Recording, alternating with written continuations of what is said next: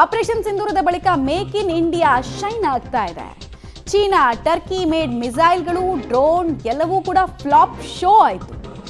ಭಾರತದ ರಕ್ಷಣಾ ವಲಯದ ಶಸ್ತ್ರಾಸ್ತ್ರಗಳಿಗೆ ಈಗ ಭಾರಿ ಬೇಡಿಕೆ ಕಾಣಿಸ್ತಾ ಇದೆ.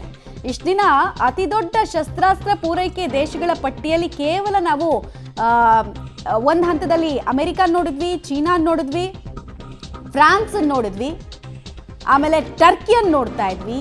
ಈಗ ಇವರೆಲ್ಲರಿಗಿಂತ ಹೆಚ್ಚು ಸಾಮರ್ಥ್ಯ, ಸದೃಢತೆ ಮತ್ತು track record, successful track record made in India, make in India products ಆಗ್ತಾ ಇದೆ ಅನ್ನೋದು ಗೊತ್ತಾಗ್ತಾ ಇದೆ. ನಾವು ಕೇವಲ ಡಿಫೆನ್ಸ್ ವಲಯದಲ್ಲಿ ಸ್ಪೆಷಲಿ ಜಗತ್ತಿನ ಅತಿ ದೊಡ್ಡ ಡಿಫೆನ್ಸ್ ಎಕ್ಸ್ಪೋರ್ಟರ್ ಯಾರು ಕೇಳಿದರೆ USA ಅಂತ ಹೇಳ್ತಾ ಇದ್ವಿ. ಈಗ ಅವರ ಸ್ಥಾನವನ್ನೆಲ್ಲ ಕಿತ್ಕೊಳ್ಳುವಂತಹ ಪೊಸಿಷನ್ಗೆ ಭಾರತ ಬೆಳೀತಾ ಇದೆ.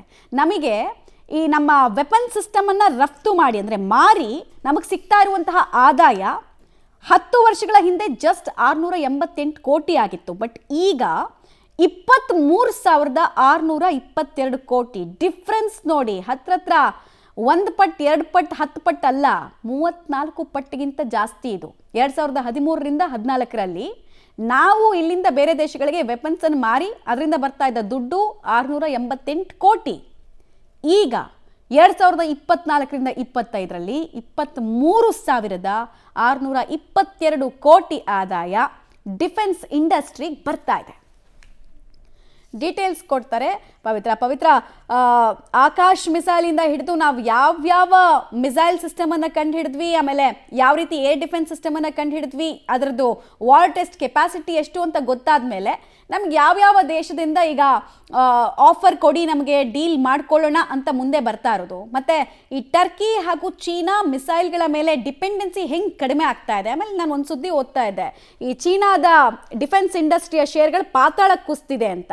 ಸೊ ಒದೆ ಕೊಟ್ಟಿದ್ದು ಪಾಕಿಸ್ತಾನಗೆ, ನೋಯ್ತಾ ಇರೋದು ಚೀನಾ ಮತ್ತು ಟರ್ಕಿಗೆ ಅಂತ.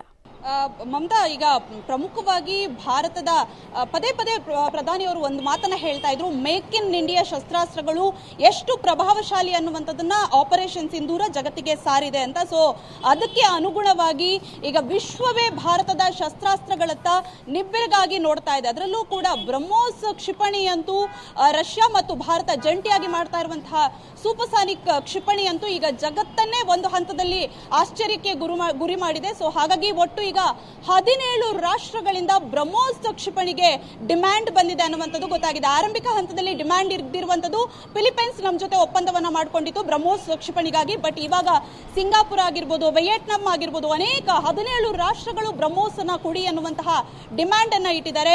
ಇನ್ನು ಆಕಾಶ್ ಏರ್ ಡಿಫೆನ್ಸ್ ಅಂತೂ ಯಾವ ರೀತಿ ಟರ್ಕಿಯ ಡ್ರೋನ್ಗಳನ್ನ ಪಾಕಿಸ್ತಾನ ಕಳಿಸಿರುವಂತಹ 700 ಡ್ರೋನ್ಗಳನ್ನ ಹಂಗಂಗೆ ಹೊಡೆದು ಉರುಳಿಸಿತು, ಆಗಸದಲ್ಲೇ ಅದನ್ನ ಧ್ವಂಸಗೊಳಿಸಿತ್ತು.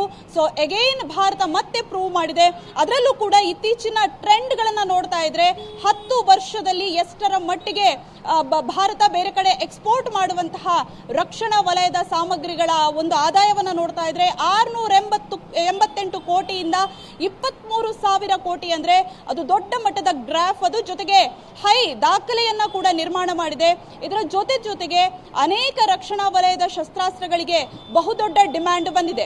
ಅದರ ಜೊತೆಗೆ ಇನ್ನೊಂದು ಭಾರತ ಖುಷಿ ಪಡುವಂತಹ ವಿಚಾರ ಏನಪ್ಪಾ ಅಂದ್ರೆ, ಚೈನಾ ಮತ್ತೆ ಟರ್ಕಿ ಭಾರತದ ಬೆನ್ನಿಗೆ ಚೂರಿಯನ್ನ ಹಾಕುವಂತಹ ಕೆಲಸ ಮಾಡ್ತು. ಆದ್ರೆ ರಕ್ಷಣಾ ವಲಯದ ಅಧಿಕಾರಿಗಳು ಅದನ್ನ ಎಷ್ಟು ನೀಟಾಗಿ ಎಕ್ಸ್ಪ್ಲೈನ್ ಮಾಡಿದ್ರು ಅಂದ್ರೆ, ಚೀನಾದ PL-15 ಮಿಸೈಲ್ಸ್ ಆಗಿರ್ಬೋದು, ಜೊತೆಗೆ ಫೈಟರ್ ಜೆಟ್ ಅನ್ನ ಯಾವ ರೀತಿ ಹೊಡೆದು ಉರುಳಿಸಿದೀವಿ ಅನ್ನುವಂಥದ್ದನ್ನ ಫೋಟೋ ಸಮೇತ ಇಟ್ರು. ಟರ್ಕಿಯ ಡ್ರೋನ್ ಅನ್ನ ಪುಡಿಗಟ್ಟಿರುವಂತಹ ಫೋಟೋವನ್ನ ಇಟ್ರು. ಇದರ ಎಫೆಕ್ಟ್ ಈಗ ಚೀನಾ ಹಾಗೂ ಟರ್ಕಿಯ ಶಸ್ತ್ರಾಸ್ತ್ರಗಳ ಡಿಮ್ಯಾಂಡ್ ಕಂಪ್ಲೀಟ್ ಆಗಿ ಡಮಾರ್ ಆಗೋಗಿದೆ. ಯಾರೂ ಕೂಡ ಅದ್ರ ಮೂಸಿ ನೋಡುವಂತಹ ಪರಿಸ್ಥಿತಿಯಲ್ಲಿ ಇಲ್ಲ. ಯಾಕಂದ್ರೆ ಎಷ್ಟು ಆಟಿಕೆಯ ರೀತಿಯಲ್ಲಿ ಅದನ್ನ ಭಾರತ ಹೊಡೆದು ಉರುಳಿಸಿದೆ ಅನ್ನುವಂಥದ್ದನ್ನ ಇಡೀ ಜಗತ್ತು ನೋಡಿದೆ. ಸೊ ಹಾಗಾಗಿ ಅಲ್ಲಿನ ಎಲ್ಲ ರಕ್ಷಣಾ ವಲಯದ ಸಾಮಗ್ರಿಗಳಿಗೆ ಡಿಮ್ಯಾಂಡ್ ಕಡಿಮೆ ಆಗಿದೆ.